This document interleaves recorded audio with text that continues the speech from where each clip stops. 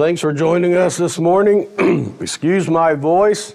I'm fighting it a little bit, but with God's grace, we'll get through this message. We are at the end of January, so we're 1/12 of the way through 24 already, if you want to look at it that way. And we've been in a message series discussing character. Today, we're going to talk about the final aspect of building good character, and it's giving. So some of y'all can take your hands off your wallet. I'm not going to ask you for any money. We self-fund and do everything here internally. So we're going to talk about, though, a heart of generosity and what God tells us about giving in the Bible. Now, we all have heard God loves a cheerful giver. It reminds me of a story about a tithing situation. Peter Marshall was a chaplain in the United States Senate. And he tells a story that years ago, one of the senators came into his office and said, "Peter, I got a problem.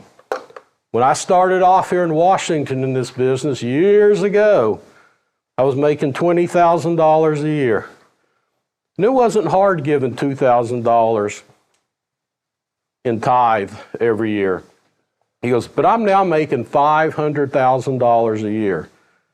And $50,000, it just seems like too much." And Peter, the chaplain, said, "Yeah, that's a problem." And he thought about it, and he says, "Do you mind if I pray over you?" And the senator said, "Please do." So Peter gets up, walks over, puts his hand on the senator, and says this short, sweet prayer. He said, "Dear God, please reduce this man's salary to a level where he can afford to give again." And sometimes we're in that same mindset. We start out giving, but as our wealth and our possessions increase, we start thinking, wow, it's a bigger chunk. We don't think it's still 10%, and that God blessed us with the original number anyway. It's just we start looking at a specific number. Now, there's joy in giving because we know giving pleases God. And when you give out of love and joy for the Lord, just think about how excited He is with us. One of my favorite studies in college was the one about the monkey fist. And a group of scientists went to this island where they had these monkeys. So these monkeys were not in cages or scientific. They were on an island. And the scientists would go to the island every day in their little boat, and they would feed them these little fruit snacks. And the monkeys just loved it. And they just gave these monkeys all they wanted, and they could just eat till their heart was content. Well, after a period of time, the scientists took a coconut and cut a hole in it, and they dropped the snacks in the coconut. They show up to the island, they feed the little monkeys till they're all eating. Then they drop them, they hand them the coconut. Now, they cut the hole in the coconut so the monkey would have to squeeze his hand through the hole to grab the prize. But when he did that, he made a fist, and he couldn't pull his hand off the coconut. So all the monkeys were walking around slinging their arms with a coconut. And the scientists would offer them more food, more treats. And yet the monkeys refused to let go and unclench their fist. And sometimes we have that same scarcity mindset. We think, this is mine. Even though we're fully provided for and we have more than enough, and God is there continually to provide us and give us more, we stick our hand in that coconut and we clench and we don't want to let go. And instead of walking around with two free hands, we walk around with a big old coconut on our hand trying to shake it loose. 2 Corinthians 9:6 says, "Remember this, whoever sows sparingly will also reap sparingly, and whoever sows generously will also reap generously." A lot of people flip that into the image of a farmer. The more seeds you plant, the bigger the crop. One seed, if you plant a single seed, you get one plant. You plant a tomato seed, you get a tomato plant. But that tomato plant does something incredible. It can produce 16 tomatoes, which have 60 to 80 seeds in it. So start doing the math. The multiplication is exponential. And that's how God gives to us. Our God is a God of multiplication. Now today we're going to talk about more than just money. Money's not really the focus here at all. See, God gave us the greatest gift ever. And we can never outgive what he gave us through his son, Jesus Christ. So we've already received the greatest gift of mankind. And that gift should be passed on. And it's a free gift, and he extends it to us. And when we accept that gift and put Jesus in our heart, we step into grace and eternal salvation. Now, if you're walking around with that type of gift, what do you do with that gift? Are you like the monkey? Are you just hanging on to it and no one else can get it? Or are you sharing? Are you spreading the gospel? If I tell 2 friends about Jesus and they tell 2 friends, 4 people know. And if those 4 go out and tell 2 friends, it becomes 8. Then 16, then 32, then 64, then 128, then 256, then keep doing the math, I quit. But you get the point. It becomes exponential. And we shouldn't hold on to God's gift. Tell people. And we can give in so much more ways than just financially. Ask yourself this, what type of seeds have you been planting lately? Seeds of encouragement? Is there somebody you need to encourage? Seeds of hope for a brighter tomorrow. Seeds of wisdom and knowledge, things you've learned and experiences you've gained that you're sharing or mentoring with somebody younger than you perhaps. And what are some ways we can give back to God? Well, we know there's the tithe, the first 10%. We'll talk about that in a little bit. We have our talents. We have the abilities that God gave us. Some of us can sing. Some of us can write. Some of us can run fast. Some of us are good on computers, whatever it may be. And God gave us time. And the beautiful thing about time is we all have the exact same amount of it. No one has more time than the other. We each have the same amount of time every day. So time, sometimes we say, well, I don't have enough money to tithe, or I'm really not good at anything. But we all have the same amount of time. And time is something we can give anybody. Now, there was a little boy who was sitting at church. And it was Communion Sunday, and the communion plate was coming down the pew. And you know, communion, excuse me, you get a little glass of grape juice, you get a little cracker, right? You've been in communion before. So as the plate came down with the little grape juice and the cracker, the little boy decided he's going to get a snack. But his mom tells him, no, you're too young to participate, takes the plate and passes it on down, to which he kind of rolls his eyebrows. Later in the service, the offering plate comes down, and as the offering plate's coming down, the little boy's clenching a nickel, and the mom encourages him to put the nickel in the offering plate, to which he responds, I don't eat, I don't pay. And if you think about it, we all have that mindset. What's in it for me? I don't eat, I ain't paying. What's in it for me? What's the return? Galatians 6:7 says, do not be deceived. God cannot be mocked. A man reaps what he sows. And all that says is whatever you put into anything in life, whatever you give and plant, whether it's in other people, your own life, and your families, you're going to get that back. That's the type of blessings. If you plant seeds of hate and discord, you're going to get a lot of hate and discord. If you plant seeds of love and encouragement, you're going to see the produce, the fruit of those efforts. Now, it not be how you think about it. It may not be when you see it. You may not even see those benefits to eternity. But they're there. And God promises you will reap what you sow. Now, let's talk about tithing versus giving. So the tithe's the first 10%, which seems odd because God gave us his son Jesus as a sacrifice to die on a cross for us for things he didn't even do, and he asked us for 10%. Well, the first 10% belongs to God anyway, because he owns and everything that we have is from him to begin with. So when your tithing is returning to God what already belongs to Him. So you can't give something that doesn't belong to you in the first place. So when we tithe from our income, our bonuses, financial gain, whatever, when we give our 10% back, we're giving back to God what already belongs to Him. It's only when we give above and beyond that now we are truly giving, because now that's beyond the initial 10. And I don't want to make this about money, because there's giving of your time and other things.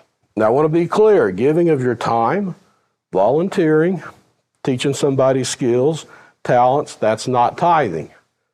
That's giving of a resource or a skill or a talent that God gave. That's not tithing. Tithing is the first 10%. And it's been proven and studied that your money is always the hardest area to trust God with. You can trust God with your family, your children, your marriage, economy. But man, when it comes to your money, that's a hard one. It's always the last one to fall for people following Christ. And giving financially is hard. But we need to believe and understand that we rely on God as our provider. God doesn't need your money. We all know that. But what He's looking for is your faithfulness, your obedience, and your trust. That's really what's being put up here. And we just have to take the mindset that God can do more with 90% than you can do with 100%. But expecting God to repay you back is really kind of limiting God, if you think about it. It's kind of putting Him in a box. Because the blessings aren't limited to money, but goodness and peace and joy and other attributes of the Spirit. Sometimes we say, well, God, I'm going to give you $100. Let's see if you can give me 120 back. I'll take 20% rate of return. It's not how it works. We give from a cheerful heart, and God replenishes. He might give it back to you in money. I don't know. He might give it to you in a lot of ways. It may help fuel a mission. It may help lead a young kid in a Sunday school to Christ. It may put food on somebody's table that doesn't have food for the evening. But we have to trust God, and we should not give just to get back, but we need to give from a pure heart. The return that we'll receive from God is so much more valuable than money. It's a spiritual blessing and a spiritual return. And the tithe is documented in the Bible in Leviticus 27:30. 1/10 of the produce of the land, whether grain from the fields or fruit from the trees, belongs to the Lord. It must be set apart to Him as holy. So that first 10, set apart, means the first. It's not you pay all your bills, if there's anything left over. It's the first 10. And then we trust God with the rest. And we set it apart. Why? Because God's Word tells us it's holy. It belongs to Him. Above all else, whatever you decide to give to God, whether you're a financial giver or somebody that gives encouragement or training or you coach or whatever it is, we need to always remember to praise and give thanks to God above all, for He's good. We should always seek His righteousness and His kingdom first. Give your best to God every day. One of my favorite stories is about the widow in Mark, chapter 12, verse 41 through 44. The widow's offering. Jesus sat down opposite the place where the offerings were put, and He watched the crowd put their money into the temple treasury. Many rich people threw large amounts, but a poor widow came, and she put in 2 very small copper coins, worth only a few cents. Calling His disciples to Him, Jesus said, "Truly I tell you this, poor widow has put more into the treasury than all the others. They all gave out of their wealth, but she, out of her poverty, put in everything, all she had to live on." And it's a powerful story. You can sit there and imagine Jesus sitting there watching all these people making a big spectacle. Look what I'm giving. Look how much I've got. And this poor, humble widow lady, who's not allowed to work in those times, has no one to take care of her, puts in 2 little pennies. And Jesus notices this, and he calls his disciples, guys, come here. You see that? She gave the most. And they're puzzled. Well, she gave 2 pennies. What do you mean she gave the most? See, she gave 100%. She gave everything she had. And God looks at each of us individually and blesses us according to our ability to give and our ability to steward and to manage the blessings he gives us.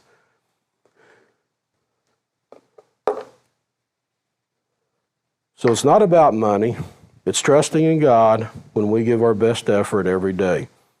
Do not think of God's generosity, provision as a bucket. Think of it as a river. We think, okay, I only have this bucket of money, this bucket of food, this bucket of whatever. This bucket's mine. And if I give some out of the bucket, my bucket gets smaller. To the point, if I keep giving, I run out. But that's not how God's generosity and provision works. God's provision's like a river. You stand on a river bank and you look to the north and you can't see where the water comes from. And you look to the south and you can't see where the water ends, yet the water continues to pass by you. God is constantly replenishing, reloading, and providing.